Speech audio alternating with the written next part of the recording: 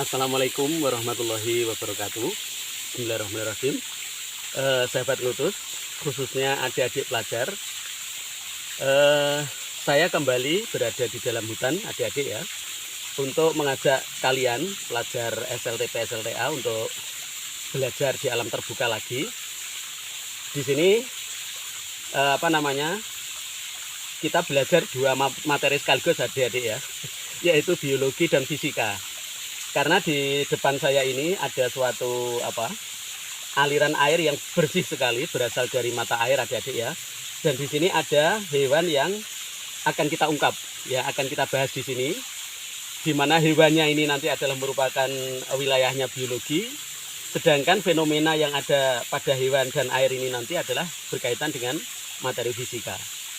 Baik, ikuti keseruan saya dan mari kita belajar kembali di alam terbuka, adik-adik sekalian ya. Untuk menambah wawasan kita. Maaf nih, nyamuknya luar biasa banyak. Sekali lagi, jadi kita belajar lagi di alam terbuka untuk menambah wawasan dan cakrawala pandang kita untuk mengagumi ciptaan Allah Subhanahu wa Ta'ala. Baik adik sekalian, mari kita ngelutus bersama di area ini untuk belajar bersama-sama. Monggo.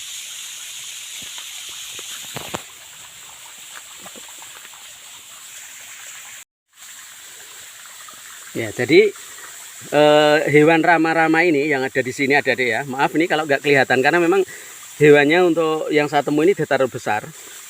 Biasanya kalau di daerah pegunungan ya, yang daerahnya lebih adem dari lokasi saya hari ini hewannya ini besar-besar ya dan warnanya hitam.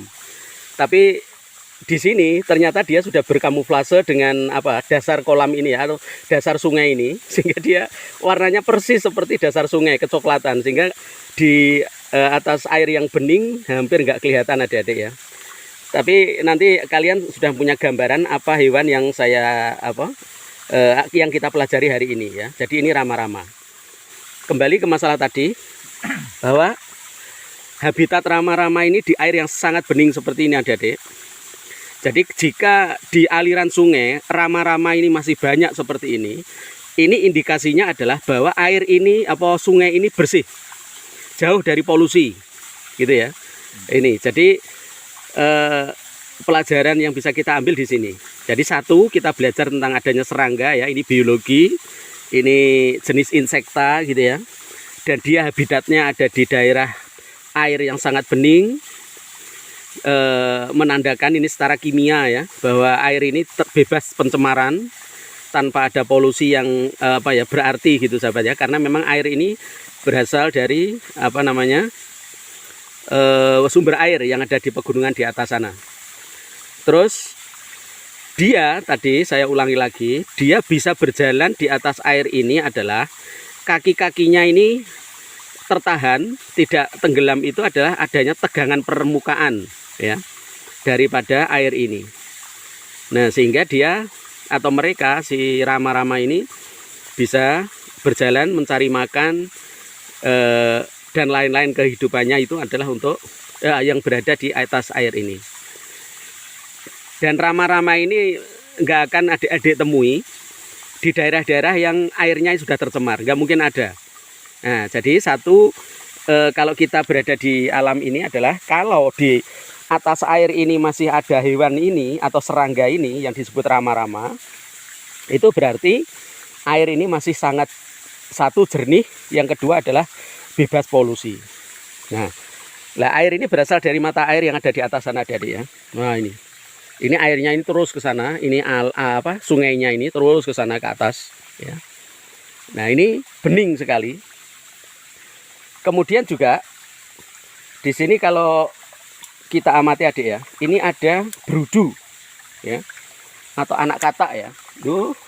Pergi ya, lari dia. Banyak sekali berudu, adik-adik ya. Ini ya, ini ada berudu ya. Kecebongnya ini bahasa lain ya, kecebong atau berudu, besar-besar sekali ya. Ini saya perlihatkan pada adik ya. Ya, tapi ya agak sulit ya melihatnya. Nah, ini tersamar ya, ini ya. Di sini nih, ini ada kecebong. Kecebongnya ini besar sekali. Saya nggak tahu ini anakan kata apa, adik-adik ya. Ini karena tidak biasanya saya menjumpai kecebong segede ini ya. Luar biasa. Kalau bisa ini ada ya. Nah, ini. Lihat ya. Di sini nih. Nah, ini ada kecebong segini gedenya. Luar biasa ya. Ini apa namanya? Bisa saya tangkap enggak ini? Sulit ya, Dek ya. Nah, tapi yang pasti di sini nih. Nah, ini kecebongnya itu. Ini juga di sana. Ini saya nggak tahu ya. Di hutan masalahnya ya. Di hutan berarti apa? Variasi daripada hewan juga masih sangat luar biasa ini adik-adik ya. Bentar. Saya tak coba nangkap satu ya.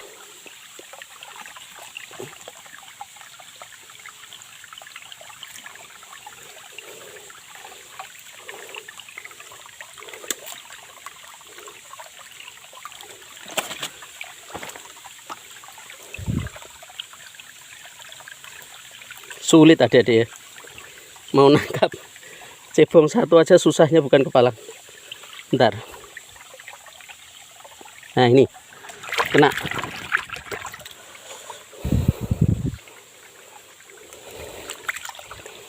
Nah, ini adik-adik ya. Coba adik-adik perhatikan. Nah, ini kecebong segini gedenya.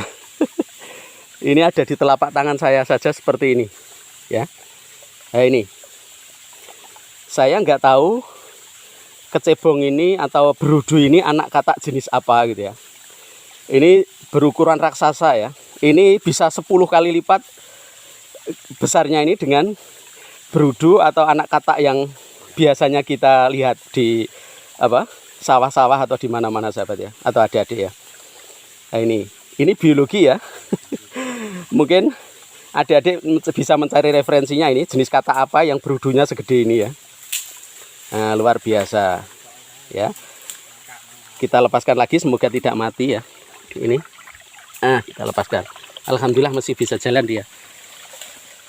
Nah, ini jadi kalau kita mau ke alam seperti ini adik-adik ya, seperti biasanya tadi kemarin-kemarin juga kita belajar itu, kita akan menemukan hal-hal yang bisa-bisa sama sekali baru bagi kita adik-adik ya. Ini jadi ketika kita semakin mencintai alam ya, semakin mengenali lingkungan atau alam, itu sudah dapat dipastikan khasanah atau wawasan ilmu kita ini makin banyak ya, makin banyak gitu. Nah, ini jadi tadi sudah kita ketemukan, kita belajar biologi, kita sudah mengenali ada serangga yang bisa hidup atau berjalan-jalan di atas air. Kemudian ini tadi banyak sekali ada berudu atau kecebong ya, yang besar-besar sekali, yang saya sendiri nggak tahu jenis katak apa. Juga secara fisika, kenapa rama-rama bisa berjalan di atas air, itu adalah karena adanya apa, tegangan permukaan ya, tegangan permukaan daripada ini. Tegangan permukaan adik-adik bisa mempelajarinya ya di referensi-referensi ataupun literasi-literasi yang ada. Nah, itu secara kimia, bahwa saya ulangi lagi nih untuk sekedar ya, mengingatkan dan memperjelas penjelasan saya bahwa ketika suatu perairan ya, aliran air seperti ini masih ada rama-rama atau serangga air itu tadi, ini indikasinya adalah bahwa air ini bebas polusi ya, jernih dan bebas polusi ya. Polusinya sih ada, tapi polusi-polusi alami ya, yang masih bisa ditolerir oleh serangga itu, bukan berupa pestisida, insektisida dan semacamnya, itu tidak gitu ya. Jadi paling yang isinya adalah garam-garam mineral yang dari alam itu sendiri, yang memang juga dibutuhkan oleh mereka. Nah, ini itu adik-adik sekalian ya. Jadi betapa indah dan nikmatnya ya kalau kita bisa belajar terus di alam terbuka seperti ini, untuk menambah wawasan atau keilmuan kita di bidang IPA ya, khususnya seperti itu ya. Juga kita bisa mengenali vegetasi-vegetasi yang ada di sini ya. Ini berbagai macam tertumbuhan ya, yang beraneka macam, yang luar biasa ya, ragamnya luar biasa. Saya sendiri tidak bisa menyebutkan satu persatu. Itu ada jahe-jahean, kemudian ada palem, kemudian ada perdu-perdu yang lain, kemudian juga ada tanaman paku dan sebagainya. Banyak sekali adik-adik. Nah, demikian.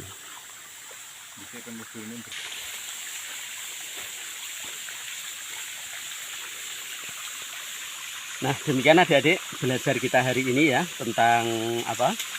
Hewan-hewan yang jarang kita temui di sekitar kita mungkin ya, karena di daerah adik mungkin sudah di daerah perkotaan atau daerah yang memang tidak sealami yang ada saat saya hari ini ya, gitu.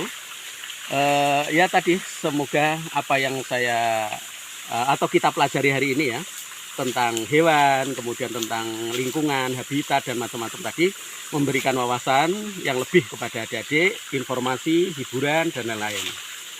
Dan jangan lupa selalu kita tersenyum, jaga kesehatan. Dari dalam hutan yang sangat lebat ini, saya mengutus mengucapkan terima kasih atas atensi adik-adik menyimak belajar alam kita. Dan assalamualaikum warahmatullahi wabarakatuh.